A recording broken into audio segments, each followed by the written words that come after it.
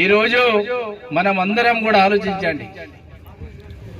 తెలంగాణ రాష్ట్రమే కాకుండా ఈ భారతదేశం ఎప్పుడైతే ఏర్పడ్డదో నాటి నుంచి కూడా నేటి వరకు ప్రతి ఒక్కరు కూడా భారతదేశానికి మూలవాసులు ఆదివాసులు అనేది చెప్పుకోవడమే తప్ప ఏ మాత్రం కూడా ఆదివాసులకు భరోసా లేదనేది కూడా మనం అందరం చూస్తున్నాం.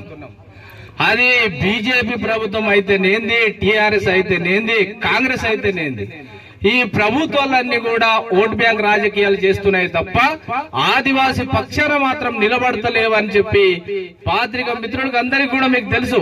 ఎందుకంటే ఈ భారతదేశం నడుస్తున్నదే ఓట్ బ్యాంక్ రాజకీయాలే తప్ప సమాజానికో లేకపోతే బడుగు బలహీన వర్గాలకు నిలబడదామనే ప్రభుత్వం ఏ ఒక్కటి కూడా లేదని చెప్పి ఆదివాసి హక్కుల పోరాట సమితి తుడుందెబ్బ రాష్ట్ర అధ్యక్షునిగా మేము తెలియజేస్తున్నాం. ఈ రోజు చూస్తున్నాం మనం అందరం తెలంగాణ రాష్ట్రం ఏర్పడితే అందరం బాగుపడదామని చెప్పి అనుకున్నాం.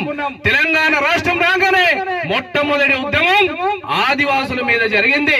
కోయ పోషగూడెం అయితే సారసల అయితే ఏదైతే భూపాలపల్లిలో జరిగిన ఆదివాసి మహిళలను చెట్ల కట్టేసి కొట్టిన ఘనత ఎవరు చేసిరనేది కూడా మనం ఒక్కసారి ఆలోచించాలి. ఇది మనం పక్కకుస్తే కేసీఆర్ గారు చేసిన పక్కకుస్తే 1975లో లంబడలను కలిపిన ప్రభుత్వం కాంగ్రెస్ ప్రభుత్వం కాదనేది ప్రతి ఒక్కరు హృదయంగా చేసి మీరు తెలియజేయాలి. ఇదే కాకుండా 1980లో రక్తపు మార్గంలో ఇందులో వెళ్ళిన రగల జెండా చేసింది కాంగ్రెస్ ప్రభుత్వం కాదనేది కూడా మీ హృదయపూర్వకంగా మీరు తెలుసుకోవాలి. ఇదే కాకుండా ఇవాళ మనం చూస్తున్నాం ఆదివాసులను అంతం చేయాలి, ఆదివాసులను తరిమేయాలని చెప్పి చేస్తున్న ప్రభుత్వం ఏ ప్రభుత్వం? మీరందరూ కూడా ఆలోచించాలి. కాంగ్రెస్ ప్రభుత్వం కాదా? అంటే ఆదివాసుల మీద ఏ మాత్రం ప్రేమ ఉన్నది ప్రభుత్వాలకు అనేది మనం ఒకందరం తెలుసుకోవాలి.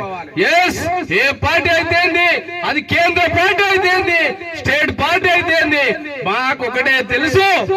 రామ్జీ గోడ్ కావచ్చు, కుమ్రాం భీమ్ కావచ్చు, రాణి దుర్గావతి కావచ్చు, లేకపోతే ఇక్కడ కుమ్రాం భీమ్ పుట్టి నైజాం ప్రభుత్వంతో ఎలాగైతే పోరాటం చేసిండో ఆ పోరాటానికి ఆదివాసులందరూ కూడా సంసిద్ధంగా ఉండాలని చెప్పి నేను తెలియజేస్తున్నా. ఇవాళ మేము ఒకటే తెలియజేస్తున్నాం, ఫారెస్ట్ డిఎఫ్ఓ గారికి ఈ రోజు నేను తెలియజేస్తున్నా, ఏందయ్యా ఎవరు వెలిగి కాడ ఏ మాత్రం చెట్లను నరకని వాళ్ళని నువ్వు వాళ్ళతోనే ఆడున్న కట్టెలను కచలతోని కమనంలో ఇప్పిస్తావు. ఏం కాదు మీ మీద కేసులు పెట్టామని వాళ్ళ మీదనే కేసులు పెట్టి వాళ్ళని జైల్లో పంపిస్తావా? నీకున్నది ఫారెస్ట్ డిఎఫ్ఓ గారికి చర్మగీతం పట్టే రోజులు దగ్గరలోనే అనేది కూడా మనం అందరం తెలుసుకోవాలి. అంటే ఆదివాసులను జైలు వేస్తే ఎవ్వరేమంటలేరు కాబట్టి ఒక్కొక్కరిని జైల్లో తీసుకుపోయి వేస్తే వీళ్లకు చలనం లేదు అని చెప్పి మీరు అనుకుంటారే, కానీ అది బ్రహ్మ మాత్రం అనేది కూడా ఈ సభా సందర్భంగా తెలియజేస్తున్నా. మీకు ఆదివాసులే తలుచుకుంటే ఫారెస్ట్ అధికారులై చెమ్మడలు వస్తారనేది కూడా ఈ సందర్భంగా తెలియజేస్తుంది. ఎందుకంటున్నామంటే రాజ్యాంగాన్ని మేము గౌరవిస్తున్నాం, కానీ రాజ్యానికి వ్యతిరేకంగా నడుస్తున్న ఫారెస్ట్ డిపార్ట్మెంట్ ఎందుకంటున్నామంటే గత 20 సంవత్సరాల క్రితం టేకు బొట్లు కానీ అడవి ఏ విధంగా ఉండే, చాలా పెద్ద పెద్ద చెట్లు ఉండే, పైసలకు అమ్ముడుపోయిన ఫారెస్ట్ డిపార్ట్మెంట్ ఎవరైతే బీట్ ఆఫీసర్ కావచ్చు, సెక్షన్ ఆఫీసర్ కావచ్చు, పైసలకు అమ్ముడుపోయి అడవినంత అంతం చేసి చెట్లు నాటుతాం లేకపోతే ఎండిన కట్టెలు తీసుకుపోనియమని చెప్పి ఆదివాసుల జులుం చేస్తే ఖబర్దార్ డిఎఫ్ఓ గారు అని చెప్పి తెలియజేస్తున్నాం. డిఎఫ్ఓ గారికి, కన్జర్వేటర్ గారికి, అలాగే చీఫ్ మినిస్టర్ రేవంత్ రెడ్డి గారికి కూడా మేము చెప్తున్నాం, అధ్యయనం తెలియజేస్తున్నాం.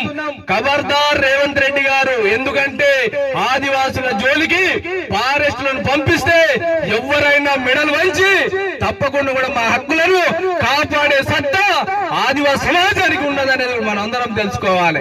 వాస్తవంగా ఇలా చూస్తున్నాం, మేము ఎవరు ఏం చేస్తున్నారు అనేది మాకు ప్రతి ఒక్కరికి కూడా తెలుసు.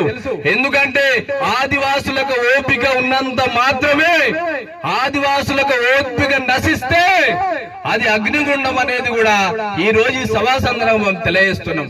ఈ రోజు మనం చూస్తున్నాం తెలంగాణ రాష్ట్రంలో 2 పులుల సంరక్షణ కేంద్రాలు ఉన్నాయి. ఒకటి ఎక్కడున్నదంటే నాగల్కొండ, నాగర్ కర్నూలు జిల్లాలో ఒకటి ఉన్నది, మన కవాల్ జన్నారంలో ఉన్నది. అవి 2 ఉండగా ఈ రోజు కొత్తగా మళ్ళా ఏదైతే కుమ్రంభీం జిల్లాలో చేస్తామనేది మాత్రం కేవలం కేంద్ర ప్రభుత్వం అయితే అండ ఉంటుందో లేదు తర్వాత విషయం, కానీ స్టేట్ గవర్నమెంట్ తెలియదా? అక్కడ ఉన్న ఆదివాసులందరూ సింగరేణి నచ్చే వాళ్ళు సర్వనాశనం అయ్యారు, వాళ్ళ బతుకుతేరులు కష్టం ఉన్నది. వీళ్ళని ఇప్పుడే ఇక్కడికి వెళ్ళి పంపిస్తే వాళ్ళ జీవితాలంతా కూడా ఆగమాగం అయితే అనేది ఆలోచన రాష్ట్ర ప్రభుత్వానికి తెలియదా? సీతక్క మన ఇన్ఛార్జ్ మినిస్టర్ ఉన్నది, కానీ రేవంత్ రెడ్డి ఏం చెప్తే అదే మాట తప్ప ఆదివాసులు ఏ గంగలు కలిసినా పట్టించుకోవడం ఉండదు. ఎందుకంటే బానిసత్వ రాజకీయాలు, కాలు మొక్కుడు, వాళ్ళు చెప్పినట్టే నడుచురు కాబట్టి ఏ ఒక్క ఆదివాసి కూడా న్యాయం జరుగుతుంది అనేది నమ్మకం మాకు లేదు. కానీ ఇలా మేము తెలియజేస్తున్నాం. ఇవన్నీ ఉండగా కూడా ఎక్కడైతే ఆసిఫాబాద్ జిల్లాలో ఫారెస్ట్ డిపార్ట్మెంట్ వాళ్ళు గాని రాష్ట్ర ప్రభుత్వం గాని ఏదైతే పులుల ఉన్నదో టైగర్ జూన్ ని విరమింపజేయకపోతే చాలా తీవ్రతరం ఉంటది. కేవలం కేంద్రం నుంచి వచ్చే పైసలను రాష్ట్ర ప్రభుత్వానికి వాడదామనే ఒక ఆలోచన. వీళ్ళు ఇప్పటిదాకా ఫారెస్ట్ ఆఫీసర్లు చేసిన ఒక వర్క్ అన్నా ఎక్కడన్నా ఏ ఊర్లను ఉన్నదంటే కేవలం డబ్బులు లేపుకొని తిన్నారే తప్ప ఏ ఒక్కటి కూడా ఉపయోగం లేదు. కేవలం డబ్బుల కోసం, ఇక్కడున్న ఖనిజ సంపదన కోసమే ఇక్కడ ఉన్న ఆదివాసులను కుట్ర చేస్తున్న తరమేదం అనేది ఈ కుట్ర మానకపోతే మీ చెమడలు తీసుడు నిజం అనేది కూడా తెలియజేస్తూ నాకు ఇచ్చిన అవకాశాన్ని ఇంతటితో ముగిస్తున్నా. రామ్ రామ్.